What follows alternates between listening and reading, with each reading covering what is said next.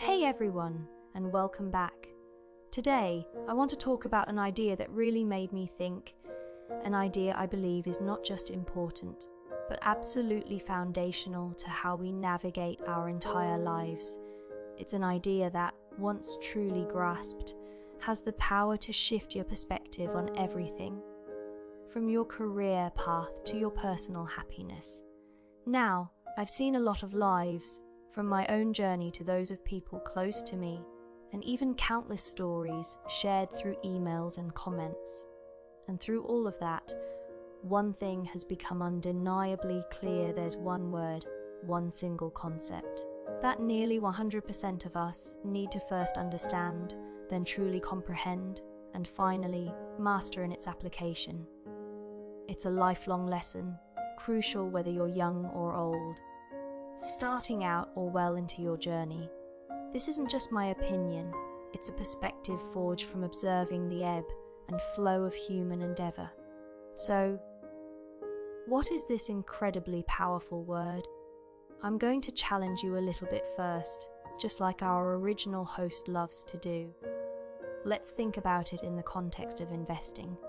Imagine for a moment you're an investor, maybe in crypto, stocks, real estate, even antiques. It doesn't matter. And even if you're not an investor, I promise this applies to your life too, so play along. What's the most crucial step in investing?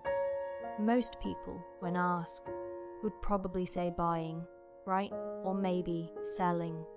For many, investment is just about those two actions, buying low and selling high, making a quick profit. They see success as simply hitting the right timing for these transactions. But I want to propose a different, far more profound answer, one that precedes and dictates the success of both buying and selling. For me, based on my experience and observations, the most critical word in investment, and indeed in life, is find. That's right, the act of finding. Because buying and selling, those are relatively easy steps once you know what to buy or sell. The real challenge, the real work, the real strategic advantage lies in the meticulous, often painstaking process of finding that diamond in the rough. Think about it. Many aspiring investors only articulate two steps: buy and sell. Maybe they add hold in the middle, but they completely miss the essential prerequisite. You can't buy something valuable if you haven't first found it. You can't capitalize on a great opportunity if you haven't discovered it.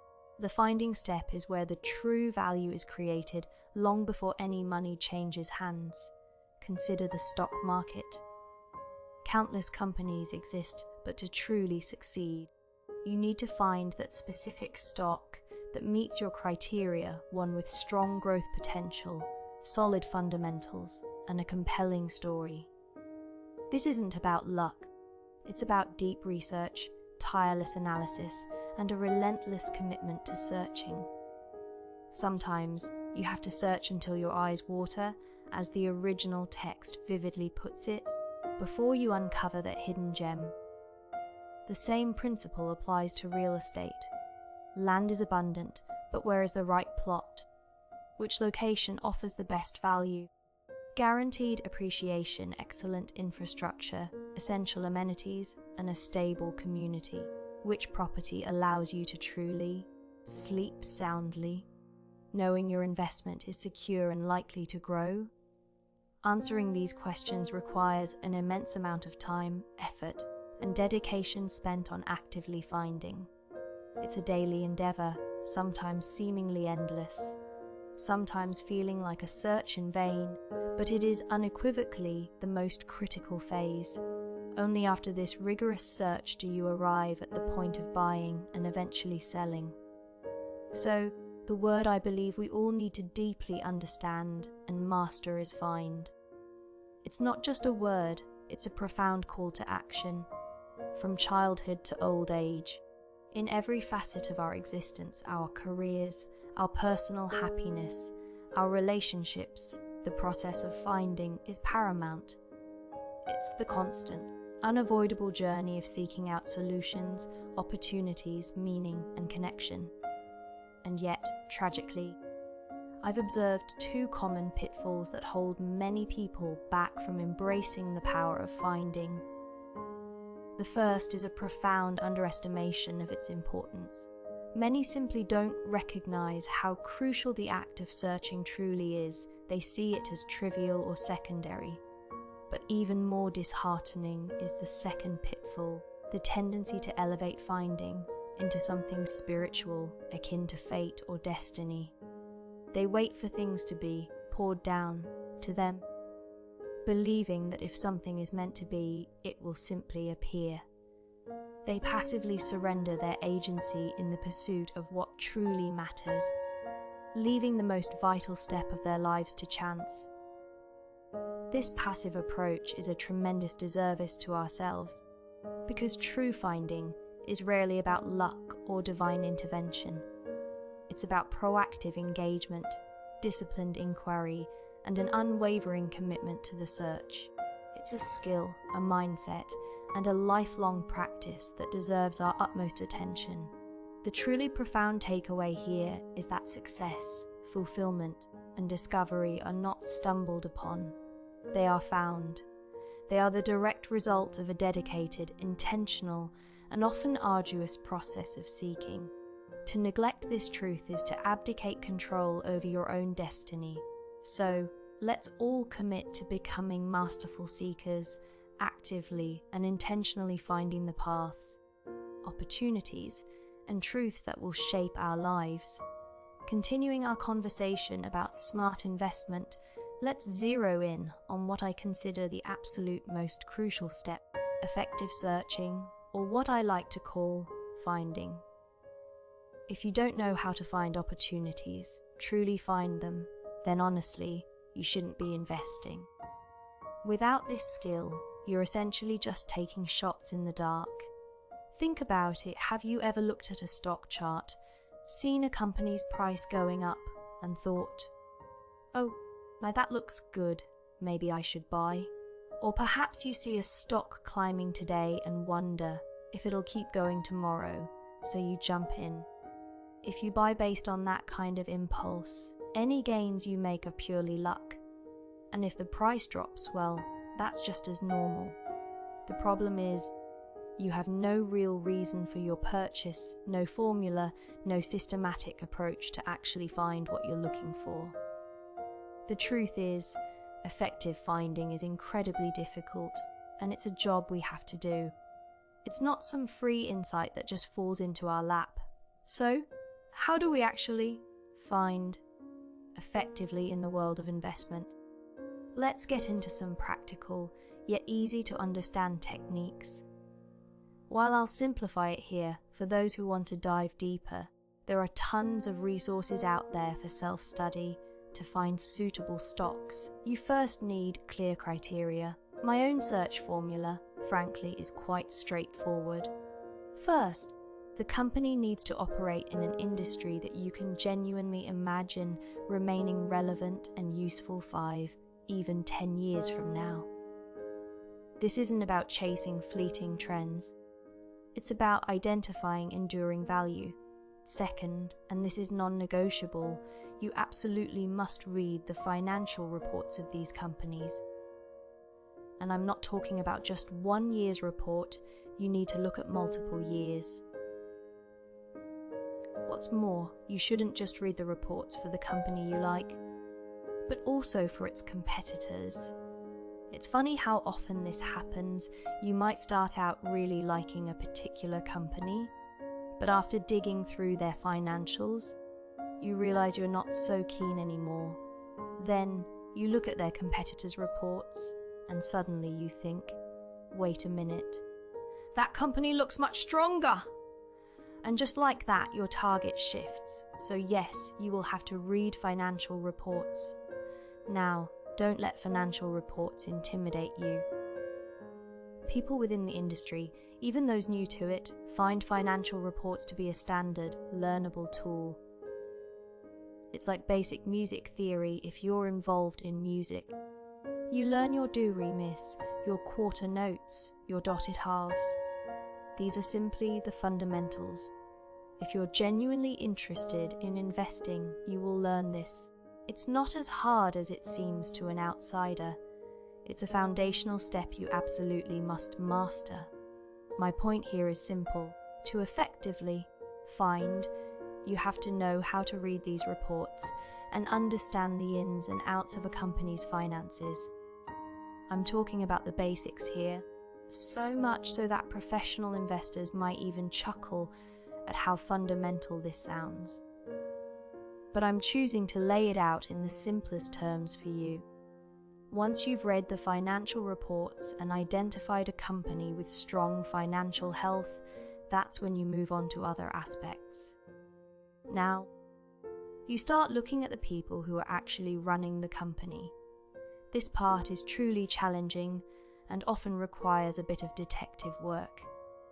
For example, you might try buying products or services from that corporation to see how they treat their customers.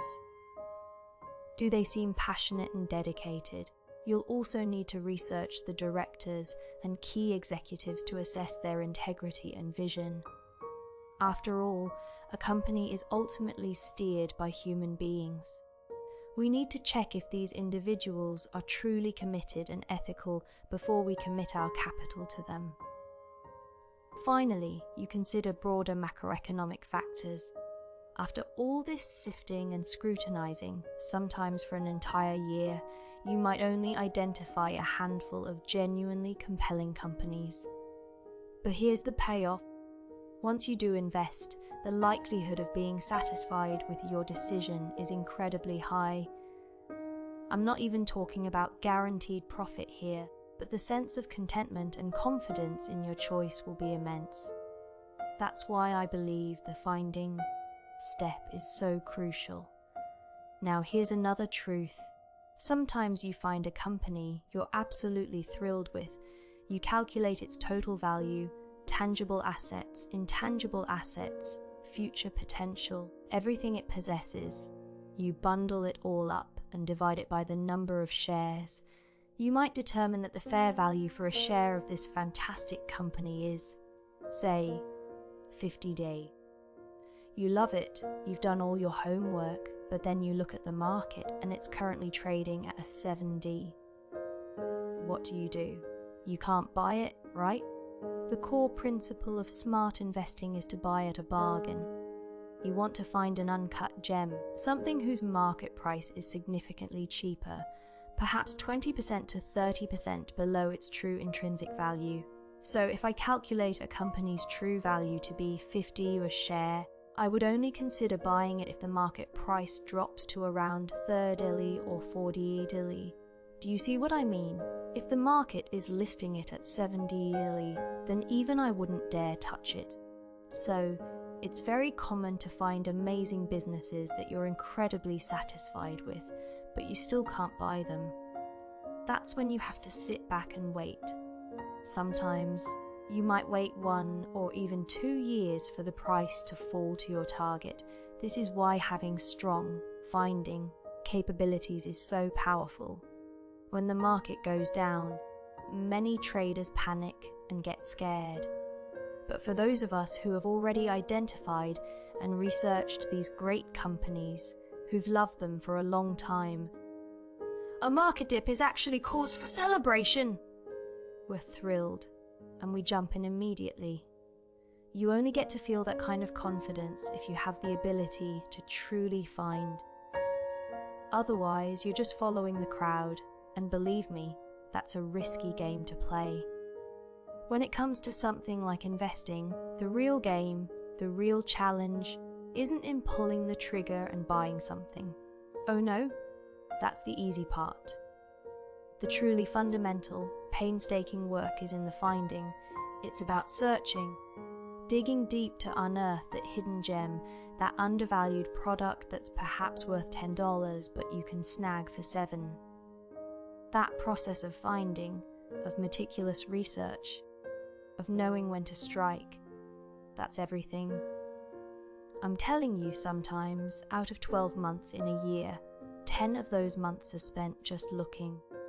because the actual purchase, that happens in a flash. Especially when the market is down and people are panicking, selling off their assets. It's quick, almost effortless to buy. But finding those truly worthwhile opportunities, the ones that make a difference. You might only come across a handful of them in an entire year. It's a struggle, but it's crucial. Now, here's where this idea really gets profound. The act of finding doesn't just stop with investments. How do we escape this fundamental human impulse to search? The truth is, you don't. Think about it. Let's say you move from a quiet town to a bustling city like Saigon or Hanoi. What's the very first thing you're likely to do, even with your eyes closed? You'll be finding a place to live, an apartment, a room for rent. How can you not? If you want something, anything at all, you have to find it. It's a basic formula of life itself. It's just like investing, really. If you want to make a profit, you have to find a stock, an asset that has the potential to grow. And when you're looking for a rental, what are your criteria? How much can you afford a month? Where is it located? What about security? Who's the landlord? How much is the deposit? You're finding, aren't you? This concept of finding, of searching, it's unavoidable. In fact, this very idea of finding crops up even when you're in school. All those math problems, when you boil them down, what are they? They're about finding something. Finding X. Finding the result, finding the answer. So, as I said from the very beginning, no matter where you apply it in your life, you simply can't escape the need to search, to find, as long as you're not lazy about it. When we encounter something unfamiliar, something that leaves us feeling lost or uncertain, what do? We find. It's like a math problem that needs solving. There's a funny, almost sarcastic phrase I sometimes use, you haven't really lived yet. Because when people face a difficulty and immediately ask, what should I do? How do I proceed? What do I do now? I just want to say, go find it. What are you asking me for? If you don't know, you have to find out, and more importantly, you have to know how to find. What field are you looking in? You have to learn about it to know how to effectively search, just like I briefly explained about investing. If you want to find and have deeper criteria for your search, you have to learn deeply about that subject. You'll develop your own set of formulas and methods for finding, and these methods will differ from person to person.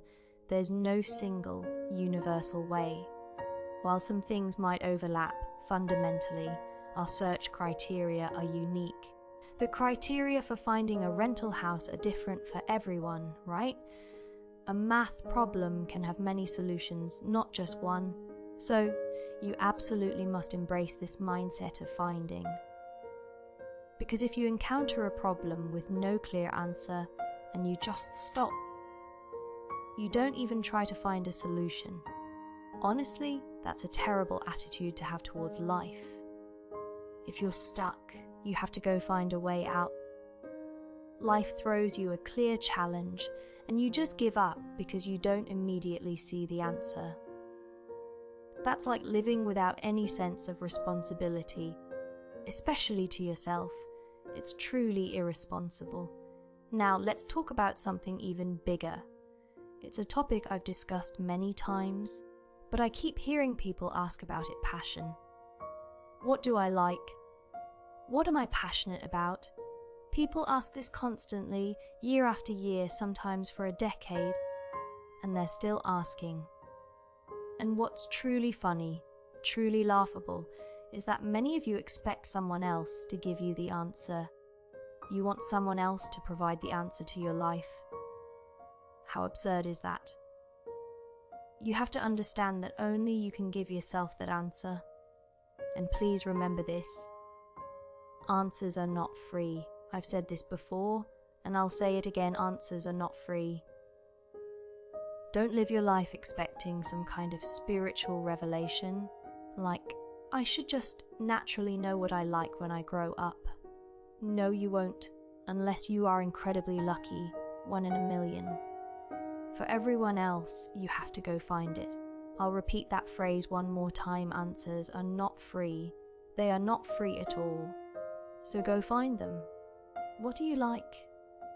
You have to immerse yourself. You have to constantly reflect on your life.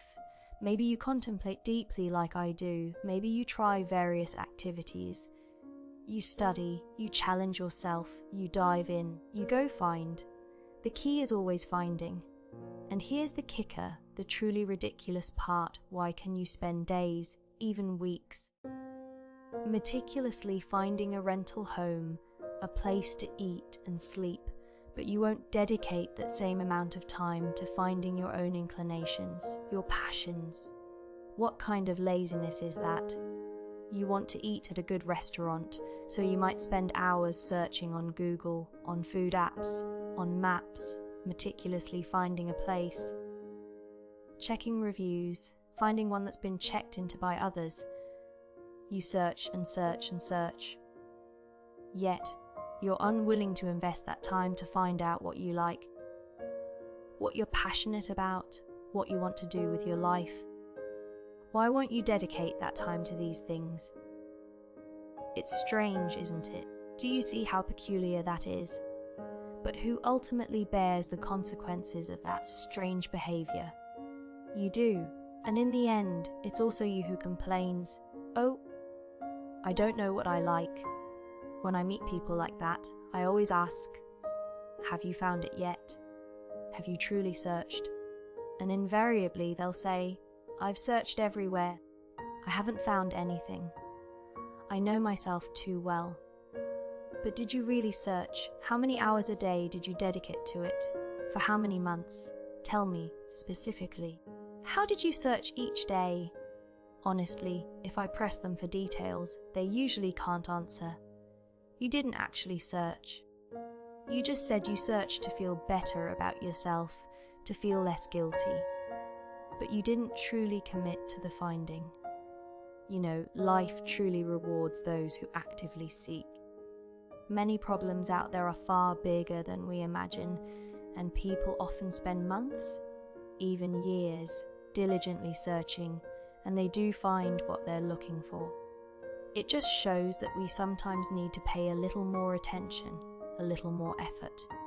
It's perfectly normal not to have all the answers right away.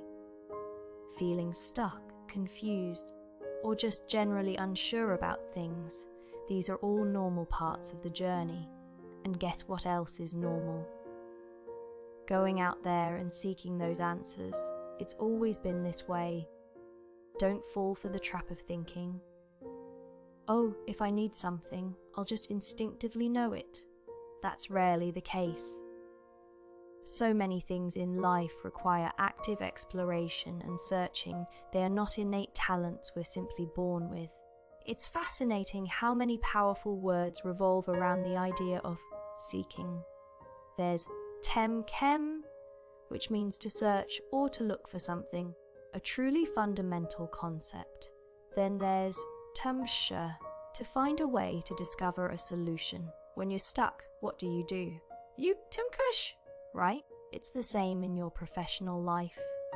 People get paid, they get promoted, they advance in their careers because they've found ways for their employers, and the solutions they've uncovered are genuinely valuable. People appreciate that. So we have team kim, si kim, chim si, finding a way, and eventually TMM-ra, finding out, discovering. That's when you see the results, the actual fruit of your efforts. But here's the kicker, tem-ra. The act of finding something out, it's never free. Never believe that discovering solutions comes without a price, without effort. And then there's the persistence, or timem hodai temmi, to keep seeking, to search endlessly. So just keep seeking, really. Don't expect life to simply hand you results. It doesn't work that way. If you're constantly waiting for an outcome, a result without putting in the legwork of searching, you're setting yourself up for disappointment, a dead end, plain and simple. The act of seeking is an asset, a valuable skill. Even when it comes to finding a life partner or a significant other, you have to seek them out. It's true! If you just hårt hårt. That's our way of saying staying cooped up in your room, with your social circle perpetually small and stagnant. Rarely venturing out, then you're only encountering a limited number of people. And if, by unfortunate luck, none of those limited options are a match for you, then loneliness and solitude are inevitable. If you want something, you have to go out and look for it, right? Let me give you a simple example. Let's say your life feels a bit short on friends, okay? Well, why not sign up for a yoga class? If there are, say, 10 people in that class, you've just instantly opened yourself up to 10 potential new friendships. You see? Or try running in the park every morning. You'll naturally encounter a few potential new acquaintances there. You might even strike up conversations with the street vendors. Life throws so many opportunities your way. You can't even begin to calculate them all. You can also travel. I've met countless close friends on my journeys. They could be people on the same tour group as you. Here in Vietnam, we have so many mini tours, a 15-seater or 12-seater bus, for day trips to various sites. Before the trip, everyone's a stranger, but after a day of shared experiences, everyone becomes friends. I've lived that experience, I know it firsthand. All 12 people on that bus become friends because you share meals, you travel together, you bond. So, if you want friends, you have to go out and seek them. I've just rattled off dozens of potential new friends for you, right? But if you just sit cooped up at home, scrolling on your phone, who's going to hang out with you? Do you understand what I mean? The power of the habit of seeking. We need to normalize our relationship with the word seek. We need to make it okay to say, if I don't know how, if I don't know what to do, if I don't know the answer, then I'll seek it out. Let me ask you this. Imagine a child who desperately wants to know the answer to a math problem, but refuses to do the work, refuses to seek the solution, refuses to learn the formulas, refuses to find the methods. Will that child excel at math? No, absolutely not. That child will be terrible at math. Why? Because their ability to focus, their patience, their willingness to persevere, it's all lacking. And because of that, they simply cannot be good at math. Now, take out the word math and replace it with life. The same principle applies to navigating life itself, truly. Sometimes, saying these things out loud, I worry it might make you feel discouraged, but these are fundamental truths, friends. These common mistakes, though seemingly small and simple, can cause immense damage to our lives. If you cultivate the habit of seeking, what is there to fear? The confusion and uncertainty of life. With the habit of seeking, you won't fear hitting roadblocks, because you are always ready to find an answer. But if you don't trust in the act of seeking, if your mindset isn't geared towards active exploration and discovery, if you always assume someone else will hand you the answers, then when you hit a wall, you'll just stay there, you'll never get up and find a way forward, and in the end, who suffers the consequences? You do, nobody else. You can't escape the fallout of being lazy in your seeking. You'll just bring all that hardship upon yourself. So, with this message, I've shared what's truly on my heart. Some of it might sound blunt, but I'm not saying it to undermine your confidence or make you feel bad. I'm saying it so you can see, hey, if I just try, if I make an effort, if I shift my perspective just a little, if I just remember that powerful word, SEEK, my life can change so dramatically. It's a complete transformation, from passively waiting for someone to give you answers to becoming actively proactive. Stuck? Oh, I'm not intimidated by that at all. Being stuck is normal.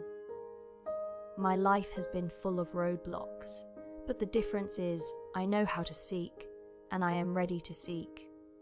That's the mode I want you to live in. It will serve you so well. I truly hope this message offers some benefit to you. That's all I hope for. And that brings us to the core idea we've been exploring today, the profound, life-altering power of embracing the active habit of seeking. It's not about waiting for answers to fall into your lap or expecting solutions to appear by magic. It's about understanding that clarity, progress, and even connection in life are rarely found by accident. They are discovered through deliberate, consistent effort, through a willingness to step into the unknown, to ask questions, to experiment, and to never give up on the search for a way forward. Whether you're trying to solve a problem at work, navigate a personal challenge, or simply find more joy and meaning in your day-to-day, the most powerful tool you possess is your capacity to seek. So, stop waiting, start seeking, and watch how profoundly your world begins to open up. This isn't just a mindset, it's a superpower